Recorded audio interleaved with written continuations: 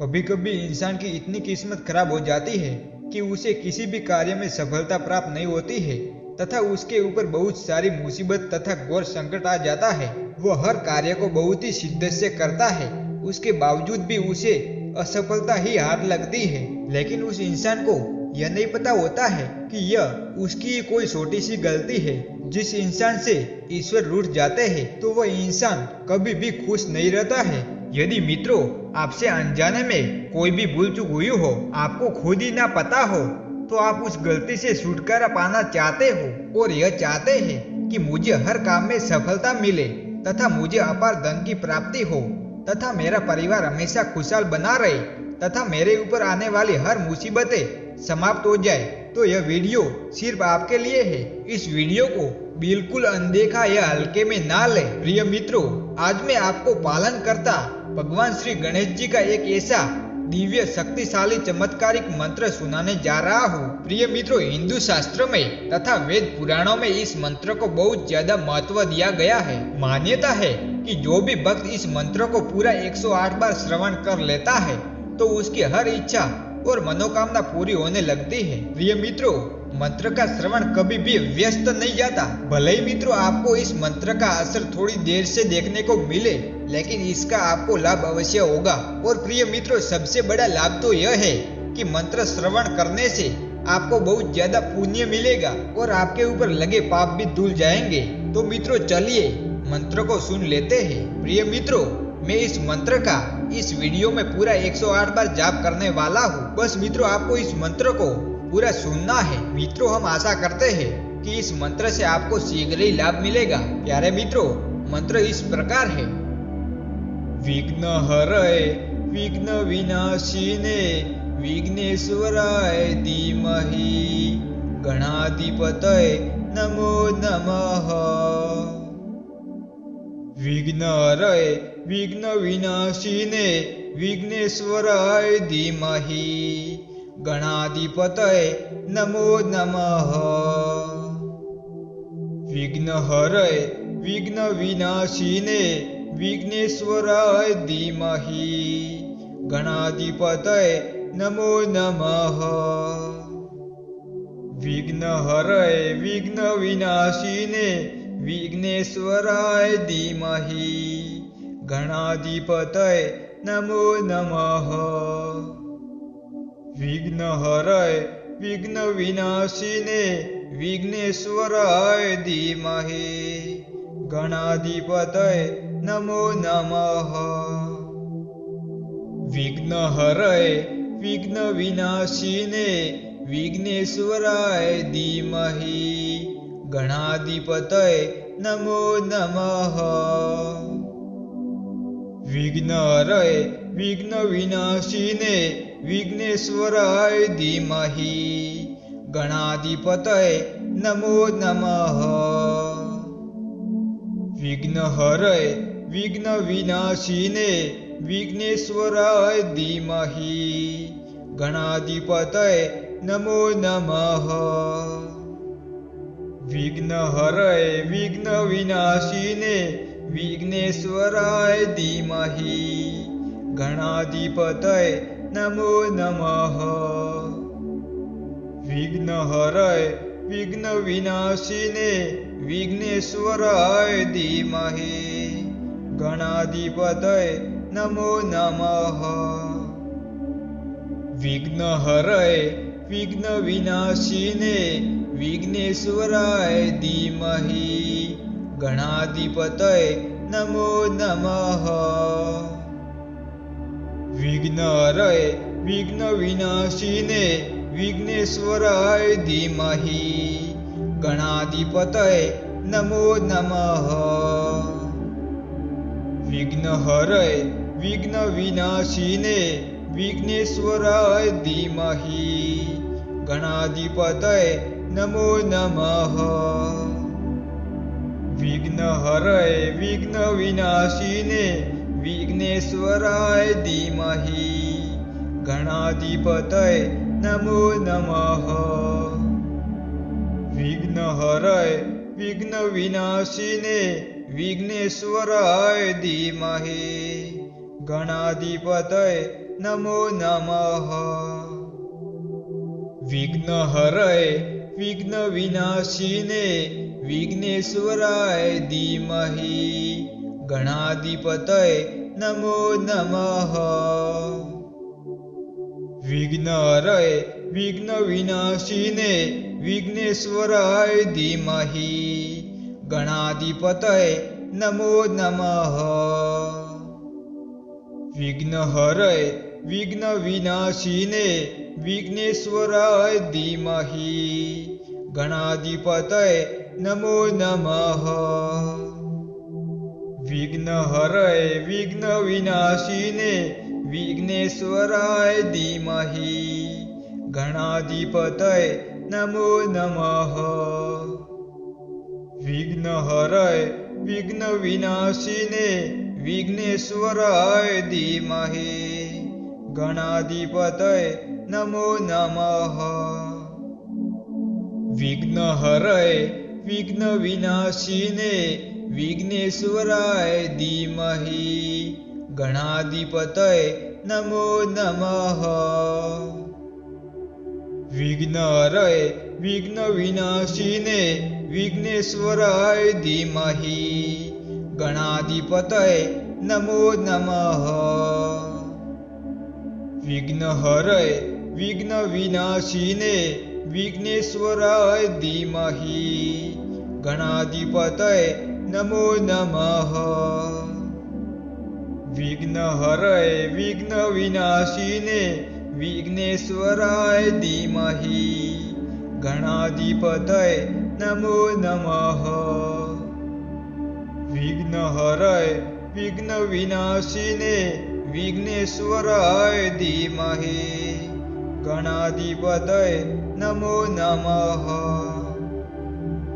विघ्नहरये विघ्नविनाशिने विघ्नेश्वराय धीमहि गणाधिपतये नमो नमः। विघ्नहरये विघ्नविनाशिने विघ्नेश्वराय धीमहि गणाधिपतये नमो नमः। विघ्नहरये विघ्नविनाशिने विघ्नेश्वराय धीमहि गणाधिपतये नमो नमः। विघ्नहरये विघ्नविनाशिने विघ्नेश्वराय धीमहि गणाधिपतये नमो नमः। विघ्नहरये विघ्नविनाशिने विघ्नेश्वराय धीमहि गणाधिपतये नमो नमः। विघ्नहरये विघ्नविनाशिने विघ्नेश्वराय धीमहि गणाधिपतये नमो नमः। विघ्नहरये विघ्नविनाशिने विघ्नेश्वराय धीमहि गणाधिपतये नमो नमः। विघ्नहरये विघ्नविनाशिने विघ्नेश्वराय धीमहि गणाधिपतये नमो नमः। विघ्नहरये विघ्नविनाशिने विघ्नेश्वराय धीमहि गणाधिपतये नमो नमः। विघ्नहरये विघ्नविनाशिने विघ्नेश्वराय धीमहि गणाधिपतये नमो नमः। विघ्नहरये विघ्नविनाशिने विघ्नेश्वराय धीमहि गणाधिपतये नमो नमः। विघ्नहरये विघ्नविनाशिने विघ्नेश्वराय धीमहि गणाधिपतये नमो नमः। विघ्नहरये विघ्नविनाशिने विघ्नेश्वराय धीमहि गणाधिपतये नमो नमः। विघ्नहरये विघ्नविनाशिने विघ्नेश्वराय धीमहि गणाधिपतये नमो नमः। विघ्नहराय विघ्नविनाशिने विघ्नेश्वराय धीमहि गणाधिपतये नमो नमः। विघ्नहराय विघ्नविनाशिने विघ्नेश्वराय धीमहि गणाधिपतये नमो नमः। विघ्नहराय विघ्नविनाशिने विघ्नेश्वराय धीमहि गणाधिपतये नमो नमः। विघ्नहराय विघ्नविनाशिने विघ्नेश्वराय धीमहि गणाधिपतये नमो नमः। विघ्नहराय विघ्नविनाशिने विघ्नेश्वराय धीमहि गणाधिपतये नमो नमः। विघ्नहराय विघ्नविनाशिने विघ्नेश्वराय धीमहि गणाधिपतये नमो नमः। विघ्नहराय विघ्नविनाशिने विघ्नेश्वराय धीमहि गणाधिपतये नमो नमः। विघ्नहराय विघ्नविनाशिने विघ्नेश्वराय धीमहि गणाधिपतये नमो नमः। विघ्नहराय विघ्नविनाशिने विघ्नेश्वराय धीमहि गणाधिपतये नमो नमः। विघ्नहराय विघ्नविनाशिने विघ्नेश्वराय धीमहि गणाधिपतये नमो नमः। विघ्नहराय विघ्नविनाशिने विघ्नेश्वराय धीमहि गणाधिपतये नमो नमः। विघ्नहराय विघ्नविनाशिने विघ्नेश्वराय धीमहि गणाधिपतये नमो नमः। विघ्नहराय विघ्नविनाशिने विघ्नेश्वराय धीमहि गणाधिपतये नमो नमः। विघ्नहराय विघ्नविनाशिने विघ्नेश्वराय धीमहि गणाधिपतये नमो नमः। विघ्नहराय विघ्नविनाशिने विघ्नेश्वराय धीमहि गणाधिपतये नमो नमः। विघ्नहराय विघ्नविनाशिने विघ्नेश्वराय धीमहि गणाधिपतये नमो नमः। विघ्नहराय विघ्नविनाशिने विघ्नेश्वराय धीमहि गणाधिपतये नमो नमः। विघ्नहराय विघ्नविनाशिने विघ्नेश्वराय धीमहि गणाधिपतये नमो नमः। विघ्नहराय विघ्नविनाशिने विघ्नेश्वराय धीमहि गणाधिपतये नमो नमः। विघ्नहराय विघ्नविनाशिने विघ्नेश्वराय धीमहि गणाधिपतये नमो नमः। विघ्नहराय विघ्नविनाशिने विघ्नेश्वराय धीमहि गणाधिपतये नमो नमः।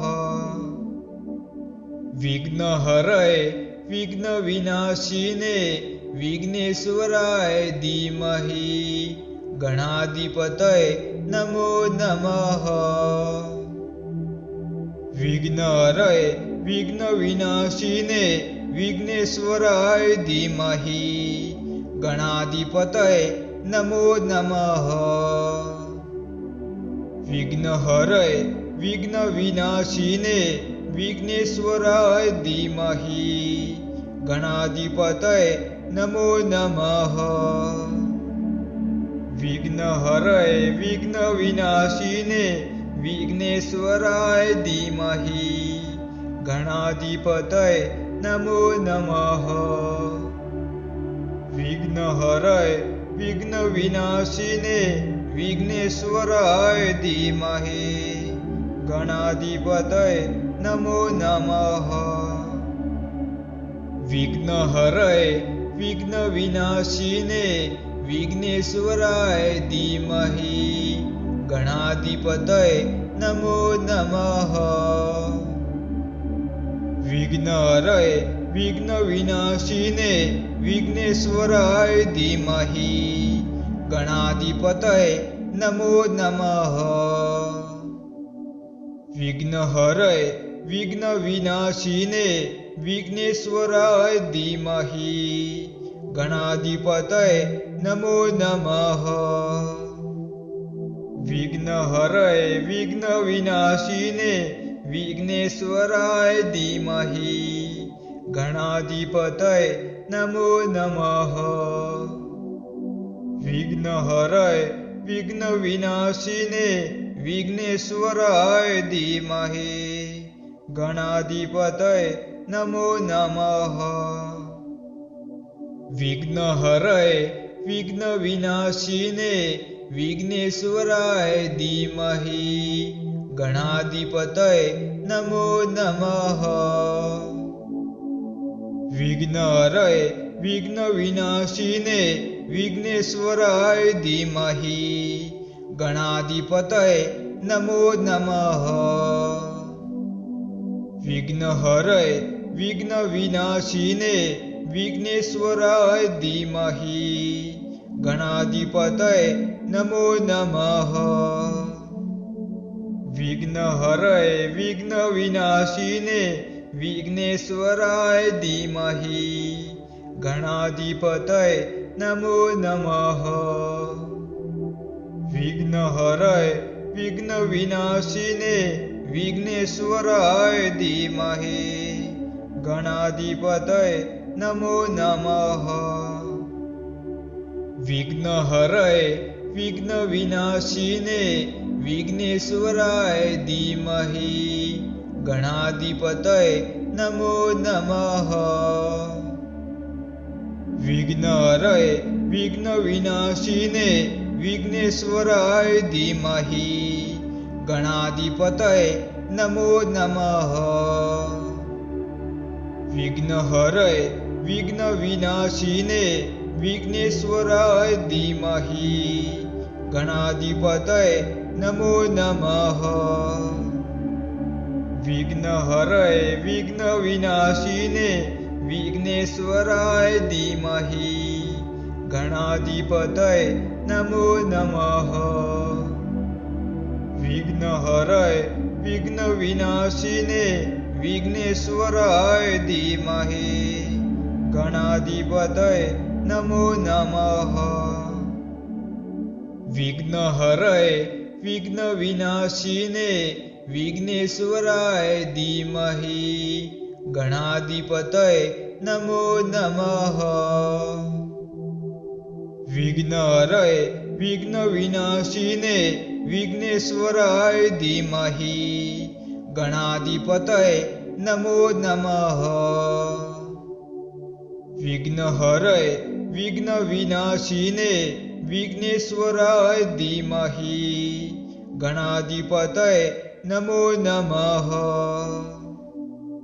विघ्नहराय विघ्नविनाशिने विघ्नेश्वराय धीमहि गणाधिपतये नमो नमः। विघ्नहराय विघ्नविनाशिने विघ्नेश्वराय धीमहि गणाधिपतये नमो नमः। विघ्नहराय विघ्नविनाशिने विघ्नेश्वराय धीमहि गणाधिपतये नमो नमः। विघ्नहराय विघ्नविनाशिने विघ्नेश्वराय धीमहि गणाधिपतये नमो नमः। विघ्नहराय विघ्नविनाशिने विघ्नेश्वराय धीमहि गणाधिपतये नमो नमः। विघ्नहरये विघ्नविनाशिने विघ्नेश्वराय धीमहि गणाधिपतये नमो नमः। विघ्नहरये विघ्नविनाशिने विघ्नेश्वराय धीमहि गणाधिपतये नमो नमः। विघ्नहरये विघ्नविनाशिने विघ्नेश्वराय धीमहि गणाधिपतये नमो नमः।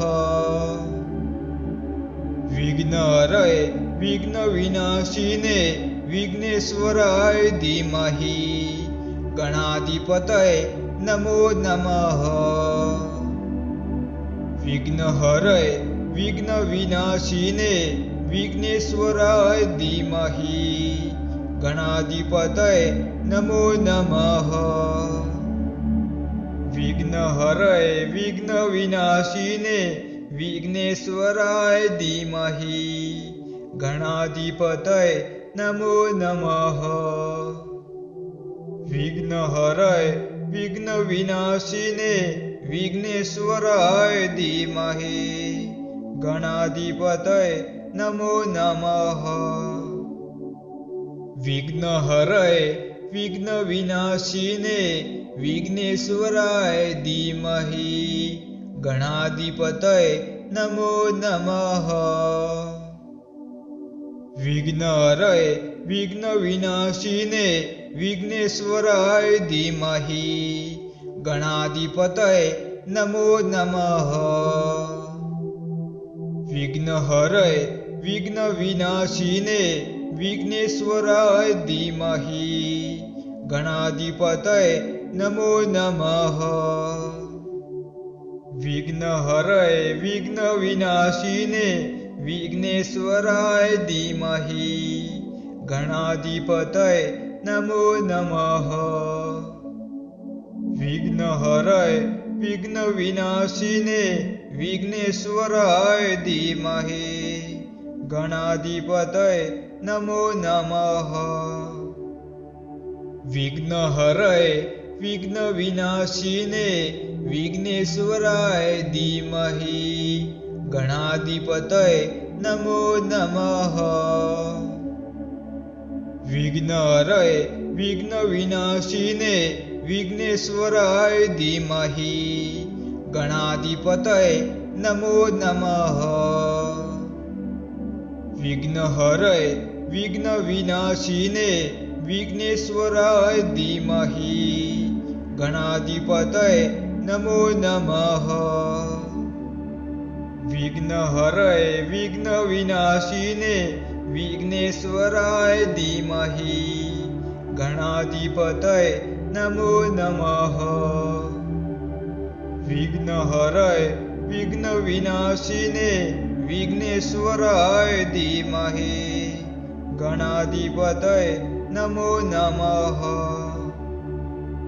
विघ्नहरये विघ्नविनाशिने विघ्नेश्वराय धीमहि गणाधिपतये नमो नमः। विघ्नहरये विघ्नविनाशिने विघ्नेश्वराय धीमहि गणाधिपतये नमो नमः।